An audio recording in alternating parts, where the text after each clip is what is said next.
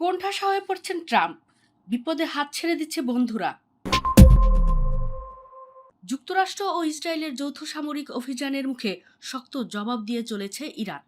ইসরায়েলের পাশাপাশি মধ্যপ্রাচ্যের দেশগুলোতে অবস্থিত মার্কিন ঘাঁটি ও স্থাপনাগুলোতে একের পর এক হামলা চালিয়ে যাচ্ছে দেশটি। যুদ্ধে ইরানের ব্যাপক ক্ষয়ক্ষতি হলেও প্রচণ্ড শক্তি ক্ষয় হচ্ছে যুক্তরাষ্ট্র ও ইসরায়েলের। প্রতিদিনই যুদ্ধ ব্যয় বাড়তে থাকায় ইতোমধ্যে চাপের মধ্যে পড়ে গেছে দুই দেশের সরকার। সেই সঙ্গে কৌশলগতভাবে গুরুত্বপূর্ণ হরমুজ প্রণালী বন্ধ হয়ে যাওয়ায় বড় ধরনের লোকসানের মুখে পড়েছে যুক্তরাষ্ট্র। এ অবস্থায় হরমুজ প্রণালী সচল করতে যুক্তরাজ্য চীনসহ নিজের প্রধান মিত্র দেশগুলোর কাছে যুদ্ধজাহাজ পাঠানোর অনুরোধ করেছেন মার্কিন প্রেসিডেন্ট ডোনাল্ড ট্রাম্প। সাহায্যের জন্য ন্যাটোকেও দিয়েছেন কঠোর হুঁশিয়ারি।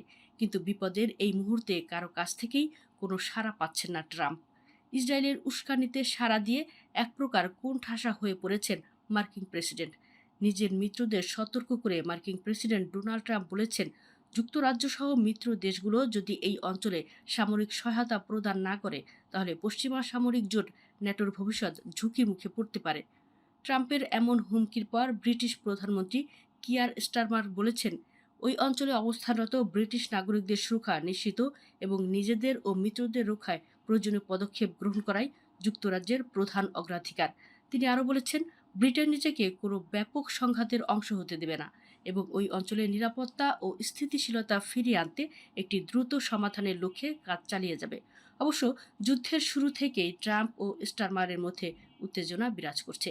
ব্রিটিশ ঘাঁটি ব্যবহার করে ইরানে হামলা চালাতে না দেওয়ায় ট্রাম্প এর আগে স্টারমারের কড়া সমালোচনা করে বলেছিলেন, যুক্তরাজ্যের কাছ থেকে এমন আচরণ আশা করিনি।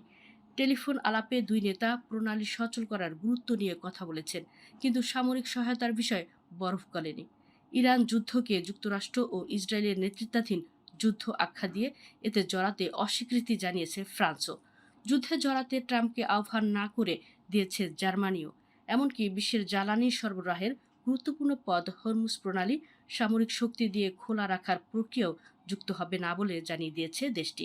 এছাড়া হরমুজ প্রণালীতে কোনো সামরিক তৎপরতায় জড়াতে অস্বীকৃতি জানিয়েছে গ্রিস। ট্রাম্পের দিক থেকে মুখ ফিরিয়ে নিয়েছে তার এশীয় মিত্ররাও।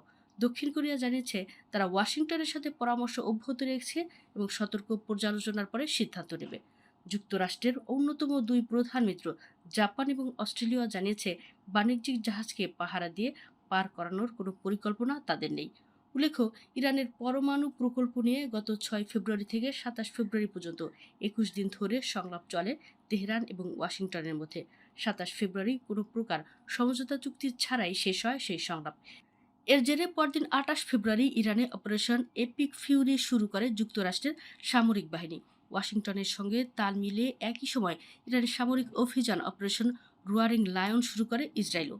যুক্তরাষ্ট্র ও ইসরায়েলের এ যৌথ সামরিক অভিযানে প্রথম ধাক্কাতেই প্রাণ হারান ইরানের সর্বোচ্চ নেতা আয়াতুল্লাহ আলী খামেনি ও তার পরিবার।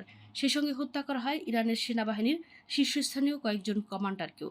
এর জবাবে ইসরায়েল এবং উপসাগরীয় অঞ্চলে অবস্থিত মার্কিন স্বার্থসংশ্লিষ্ট স্থাপনাগুলোতে ক্ষেপণাস্ত্র ও ড্রোন হামলা শুরু করে ইরানও। চলমান এই হামলা পাল্টা হামলায় ইতিমধ্যে ভয়ঙ্কর যুদ্ধক্ষেত্রে পরিণত হয়েছে পুরো মধ্যপ্রাচ্য।